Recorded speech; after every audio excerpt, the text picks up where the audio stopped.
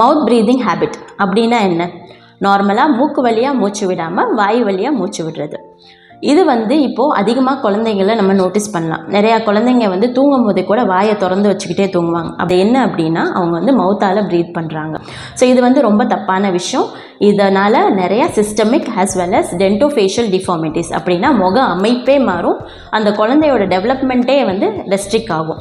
என்னென்ன problems cos ஆகும் அப்படின்னா ஃபஸ்ட்டு டென்டல் கேரிஸ். அதிகமாக அந்த குழந்தைக்கு பூச்சிப்பல் வரும். அந்த குழந்தைனால சீக்கிரமாக பேச முடியாது. நேசல் டாக்குன்னு சொல்லுவாங்க, மூக்கால் பேசுகிற மாதிரி இருக்கும். அதே மாதிரி தூக்கம், ஸ்லீப் ஆப்னியா, தூக்கம் அந்த குழந்தைங்களுக்கு ப்ராப்பராக இல்லாத மாதிரி இருக்கும். சிஸ்டமிக்காகவுமே ஆக்சிஜன் லெவல் இன்டேக் டிக்ரீஸ் ஆகும். ஸோ ஓவரால் அவங்களுக்கு டிஃபார்மிட்டிஸ் இதுட்டு நிறையா வரும். அதனால் இதை கண்டிப்பாக ஏர்லி ஸ்டேஜ்லேயே ரூல் அவுட் பண்ணி அதுக்குள்ளே இன்டர்வென்ஷன் ட்ரீட்மெண்ட் என்னவோ அதை பார்க்குறது ரொம்ப இம்பார்ட்டன்ட். ஸோ இதெல்லாம் நீங்கள் எப்படி பார்ப்பீங்க அப்படின்னா நீங்கள் வீட்டிலே அது ஓரளவு செக் பண்ணலாம்.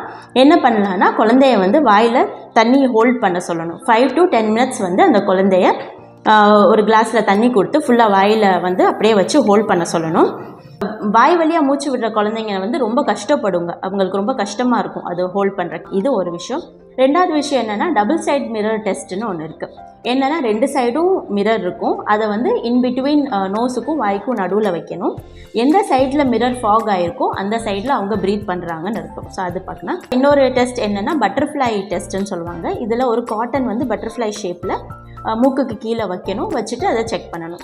மவுத் ப்ரீத்திங் தான் பண்ணுறாங்க குழந்தை அப்படின்னா கண்டிப்பாக நீங்கள் ஒரு டென்டிஸ்ட்டை போய் பார்க்கணும்.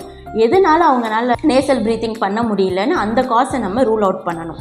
இது கண்டிப்பாக ஒரு மல்டி டிசிப்ளினரி ட்ரீட்மெண்ட் தான் பண்ணுற முடியும். எப்படின்னா ஒரு டென்டிஸ்ட்டும் பார்க்கணும், அதே மாதிரி ஒரு இஎன்டி ஸ்பெஷலிஸ்ட்டே நம்ம அது கண்டிப்பாக கன்சல்ட் பண்ணணும். இதை கண்டிப்பாக செக் பண்ணுங்கள்.